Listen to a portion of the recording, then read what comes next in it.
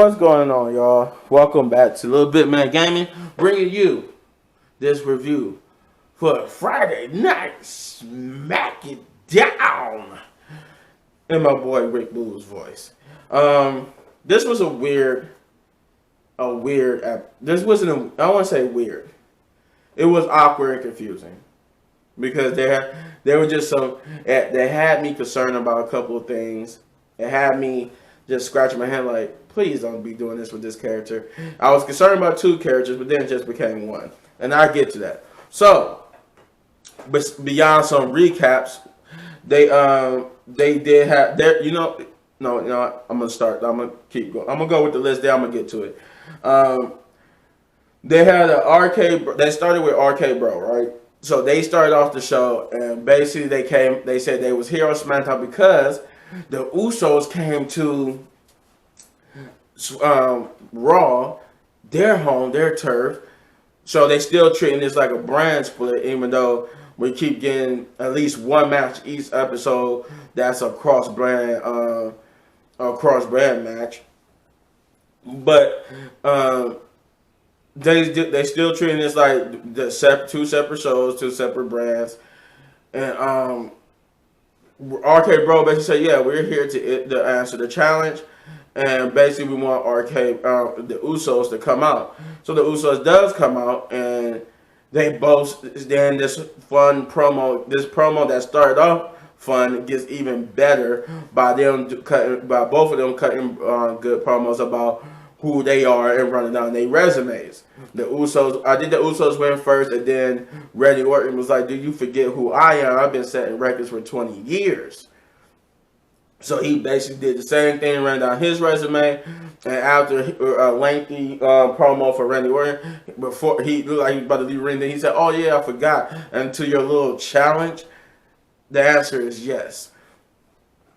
So the Usos and them would stand in each other's face, raise up their titles, and then the Usos would back down and leave the ring with the crowd booing them, and them go and chill.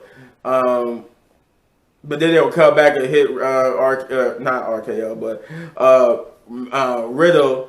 They would grab him while they was on the top turnbuckle doing their thing. They would grab him, make him, drag him down to his throat on the ropes. But this would lead to a backstage segment with Adam Pearce, where this might have been later on, and I think it might have turned. I think what actually happened was after that it went to Naomi and them, but. Just while we're on the subject of Arcade Bro, it did turn into a backstage promo later on where they basically wanted to know what was the official answer since they accepted the challenge. And Adam Pearce basically said, look, the higher ups are deliberating right now, so we should have an answer by the end of the night.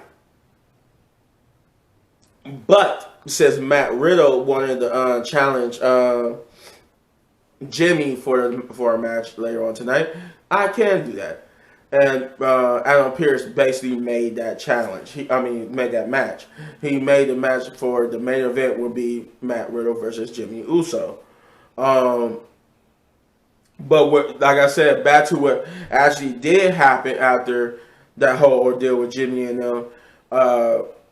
Naomi and them was backstage actually talking about their match with Rhea and how Naomi was prepared for Rhea, and she got interrupted because like she was going to say what she was going to do in the match to Rhea by Rhea and Liv Morgan, and they were like, no, don't stop on our account. And then basically they went back and forth with a tongue in cheek, and then they went out to start their match, which was the first match of the night, Rhea versus Naomi.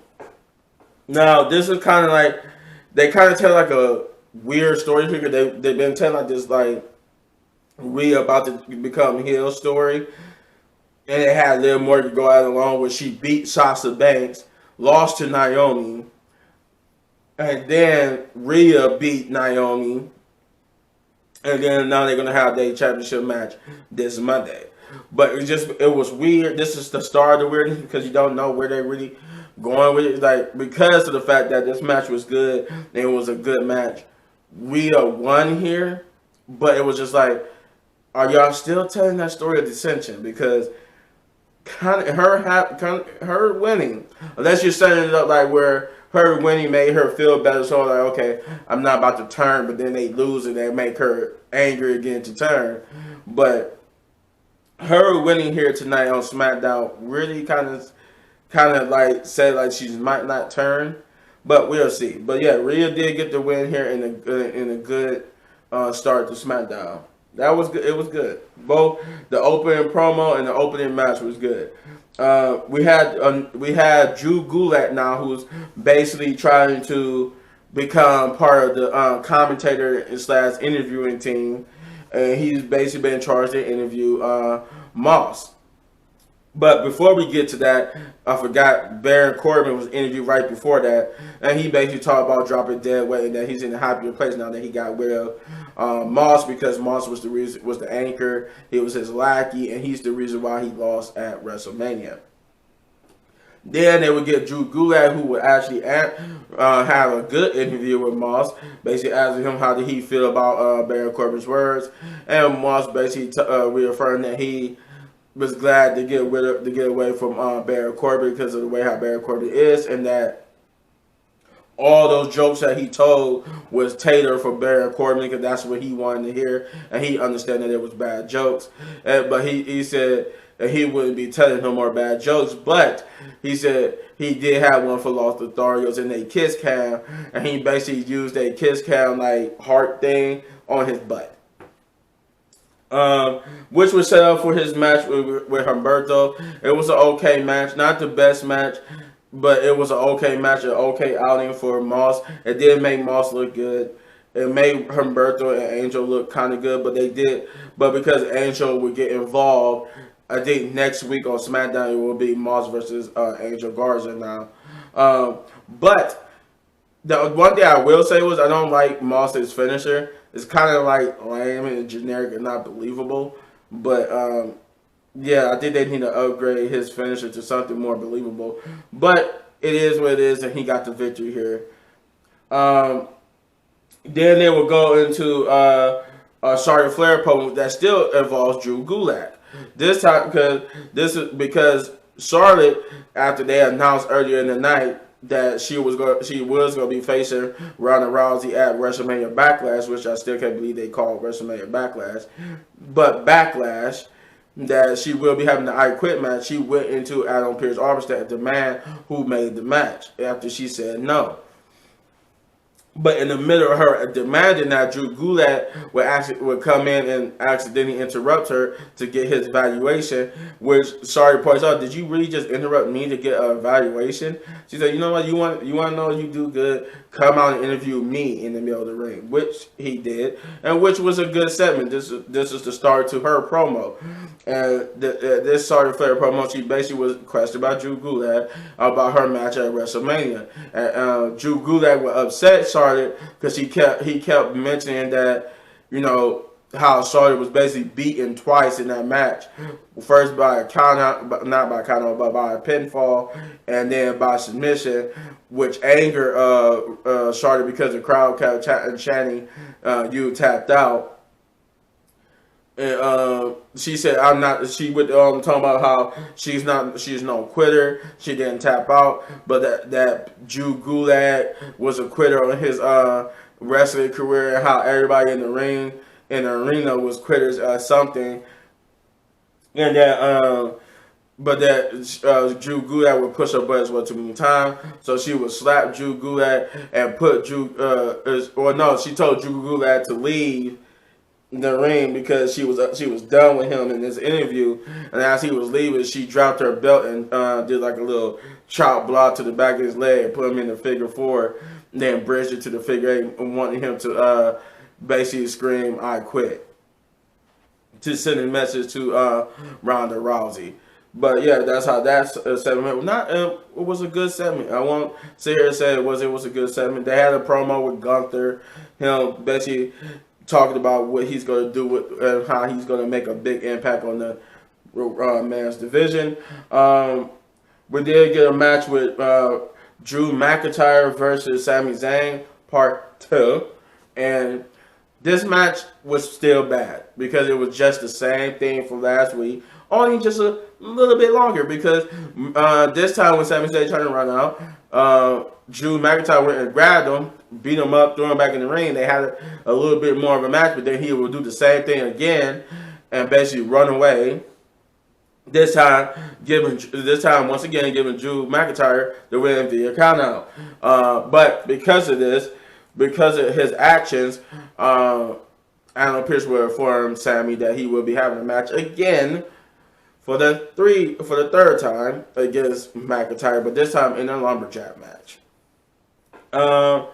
Ricochet was the next match on the list with versus Jinder Mahal for the Intercontinental Championship, which was a good match, and I thoroughly enjoyed it because I enjoy Ricochet. I enjoy his high flying moves. He's a good seller, so when Jinder Mahal hit some moves, he sold it well, and it's always great to see them use Jinder Mahal. I always had my opinion on Jinder was that for the fact that he's a former world champion, he's a former WWE champion, they treat him like they do Kofi. Like they do not, they put the titles on them, but they treat them like people who, they only treated them like the main guy when he had the title, and then when they don't have the title, they just instant jobbers and stuff. And I never liked that treatment because they did it to Big E too. They did it to Big E, and it's just like, why you do that? But yeah, it was nice to see him use here and get some spotlight. Hopefully, eventually one day this change, this type of treatment. But yeah, Ricochet did his thing, got the win here. They did a Lacey Evans promo, which was good. It had me concerned for her because of what they did afterwards. The promo itself was good because she talked about the next chapter in her abuse and what the abuse in life with her father and what led her to become the person she is today. But it's what they did afterwards that had me concerned for her at first, because they had Natalya and Shayna just sitting there laughing and just basically making fun of her for her promo. But then I'm like, is that an indication that what they're gonna do with Lacey? Then I'm like, no, you know what? Because the way they pushing Lacey, I'm not concerned. So then that concern went away. What did concern me was who was also part of this segment, which was Raquel Rodriguez. She basically was just sitting there like she was lacing up her boots, like they was doing something with her, only to have Natalya and them who basically messing with her clothes and trying to bully her or whatever, and she just standing there smiling awkwardly.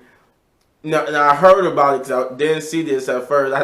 Because I wasn't at home to watch Smackdown, and people were telling me about it. And I thought, okay, maybe she was doing like a passive-aggressive thing, like maybe she was speaking Spanish to them, but they didn't know what she was saying, but she was really saying, I'm going to kick your butt, But really, when I finally saw it, I was just like, oh yeah, this is as bad as my friends was telling me, because they was like, whoa, she really did just sit there and was just like, smile. I got like, even though she did speak in Spanish, I was just like, did she really say what I hope she was saying? Because it just seemed like they just had her smiling and just happy to be here, and she didn't really care. And Raquel Gonzalez from NXT would have just destroyed that room with them too. Now they just got her smiling and just, I'm just happy to be here. I'm like, what? No.